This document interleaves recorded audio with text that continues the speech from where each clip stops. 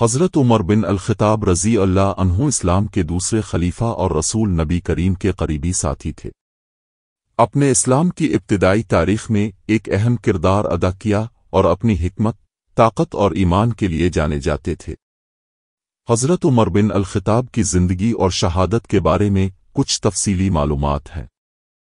حضرت عمر بن الخطاب تقریباً 584 عیسوی میں مکہ مکرمہ میں قریش کے قبیلہ عدی میں پیدا ہوئے۔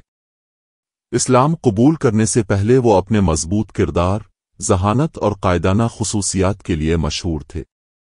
وہ ایک کامیاب تاجر تھے اور اپنے کاروباری معاملات میں منصفانہ ہونے کی وجہ سے شہرت رکھتے تھے۔ حضرت عمر نے 616 عیسوی کے لگ بھگ نبی کریم کی نبوت کے 6 سال اسلام قبول کیا۔ آپ کی تبدیلی مسلم کمیونٹی کے لیے ایک اہم موڑ تھی، کیونکہ وہ اپنی تبدیلی سے پہلے اسلام کے سخت دشمن تھے۔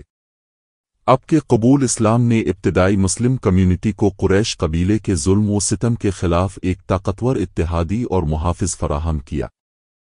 حضرت عمر نے نبی کریم کے دور میں ایک مشیر اور قریبی ساتھی کی حیثیت سے اہم کردار ادا کیا۔ آپ نے مختلف لڑائیوں میں حصہ لیا اور ایک بہادر اور ہنرمند جنگجو ثابت ہوئے۔ اسلام کے پھیلاؤ اور استحکام میں آپ کی خدمات بہت زیادہ تھیں اور آپ اپنی منصفانہ طرز حکمرانی کے لیے مشہور تھے۔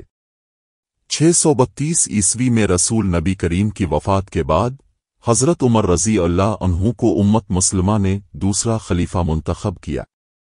آپ کی خلافت 634 عیسوی سے 644 عیسوی تک تقریباً 10 سال تک جاری رہی۔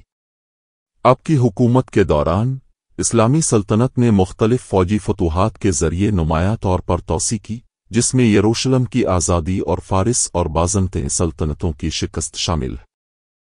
حضرت عمر بن الخطاب رضی اللہ عنہ کی شہادت یکم محرم 23 ہجری 3 نومبر 644 عیسوی کو ہوئی۔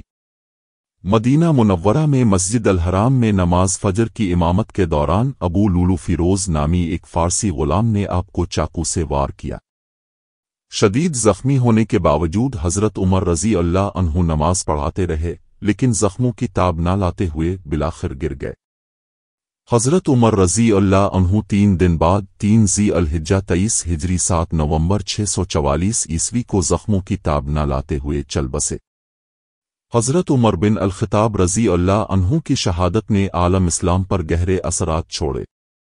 انہیں عظیم ترین مسلم رہنماؤں میں سے ایک کے طور پر یاد کیا جاتا ہے، جو اپنی مضبوط قیادت، انصاف اور انتظامی اصلاحات کے لیے جانے جاتے ہیں۔ آپ کے دانشمندانہ فیصلوں اور حکمرانی نے مستقبل کے مسلم حکمرانوں کے لیے ایک اعلیٰ معیار قائم کیا۔ حضرت عمر بن الخطاب رضی اللہ عنہ اسلامی تاریخ میں ایک قابل احترام شخصیت ہیں اور ان کی میراث دنیا بھر کے مسلمانوں کو متاثر کرتی ہے۔